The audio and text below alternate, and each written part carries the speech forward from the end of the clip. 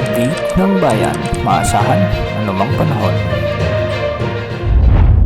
Magandang araw po sa ating lahat. Narito ng pinakauling update sa magiging lagay ng ating panahon sa araw na ito hanggang sa mga susunod na araw. Kung mapapansin natin ay maalinsangang panahon ang bumungad sa atin ngayong araw at dulot ito ng pag-iral ng hanging silanganin o yung tinatawag nating easterlies. Ang easterlies ito yung mainit na hangin mula sa karagatang Pasipiko na nagdadala ng malinsangang panahon sa malaking bahagi ng ating bansa. Dahil dito nakakapekto o nagdadala ito ng maulap na kalangitan, kalat-kalat na pagulan at pagkidlat pagkulog sa Eastern Visayas, Dinagat Islands, sa may Surigao del Norte. Pinag-iingat natin ang mga lugar na ito sa banta ng mga biglaang pagbaha o pagguho ng lupa, lalo na kung may mga umiral na katamtaman hanggang sa minsan ay malalakas na pag-ulan. Samantala dahil pa rin sa easterlies ay makikita natin sa ating satellite animations na wala namang malawakang pag-ulan sa malaking bahagi ng ating bansa maliban na lamang sa mga kalat-kalat na thunderstorms na dulot ng easterlies. May mga kalat-kalat na pag-ulan ngayon sa ilang bahagi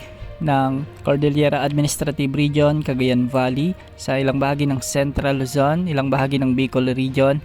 May mga nakikita rin tayong kaulapan sa bahagi ng Panay Island, sa may Negros Island Region at sa hilagang bahagi ng Cebu Province. Samantalang sa Palawan, may mga pag-ulan na nararanasan dito sa katimugang bahagi ng probinsyang ito. Samantala sa Mindanao, saan din ang kalat-kalat na pag-ulan sa may Misamis Oriental at Occidental. May mga pag-ulan din sa may Zamboanga Peninsula at ilang bahagi ng Sorsogon at Davao Region.